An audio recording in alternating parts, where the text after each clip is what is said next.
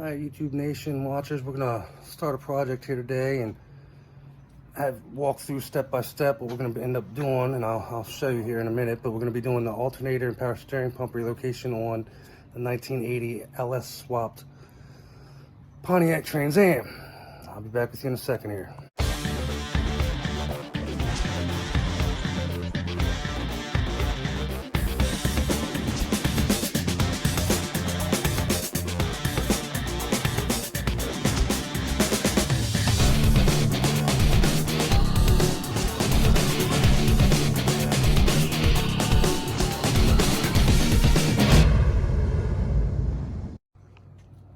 Okay, so here it sits. When we originally did the swap, it came with the high output alternator, which actually set about this high.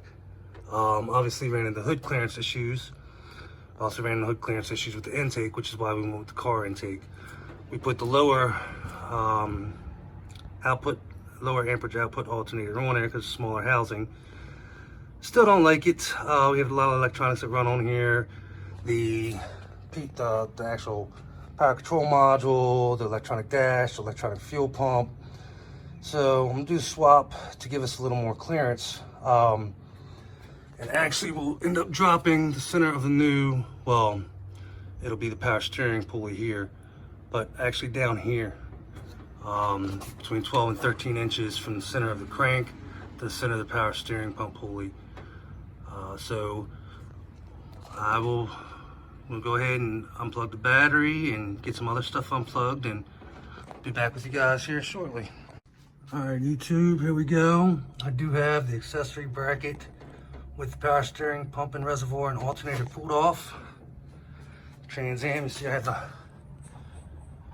Corvette or Camaro water pump on there. It's my spacers, but here's the actual one that was in the truck.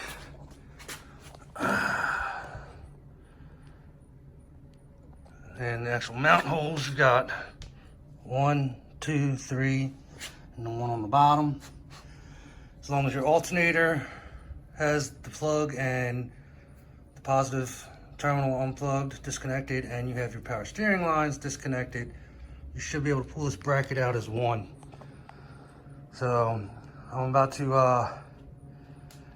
use the ICT billet template, which right here, to get it on the motor and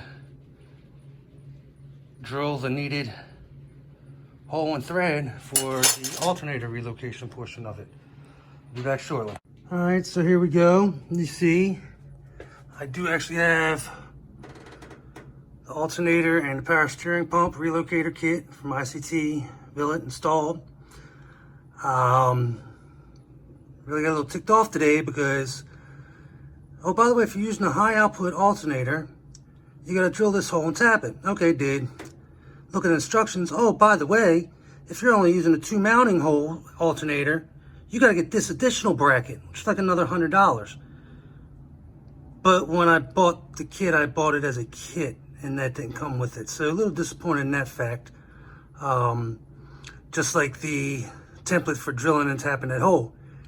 If you sell it as a kit, an alternator and power steering pump relocation kit, everything that's needed for it should be included. It's not a la carte when it says kit. If it's just listed by itself for the alternator, got it. Itself for the power steering, got it.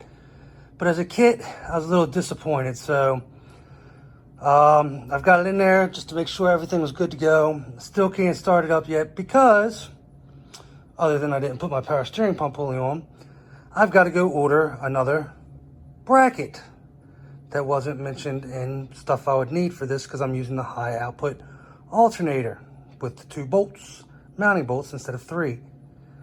All right, this is, be back with you in a sec.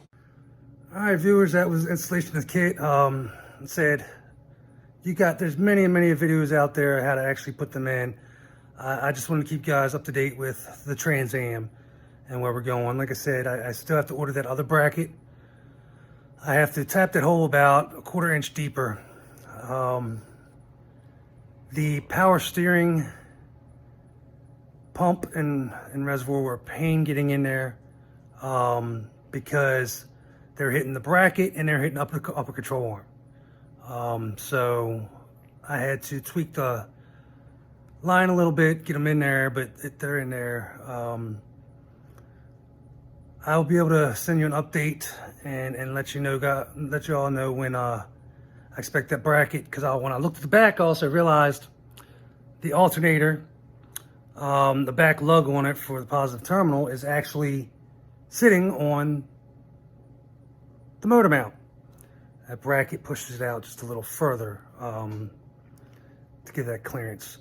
So luckily I've got the battery unplugged. It is on tender, but the cables, the positive terminal's off. So, all right, again, this is Ron with RTR Gearheads. If you guys like these videos, go ahead and subscribe, like, let us know what you guys think. Again, we welcome constructive criticism. Derogatory criticism, just derogatory statements are a no-go. We'll end up deleting them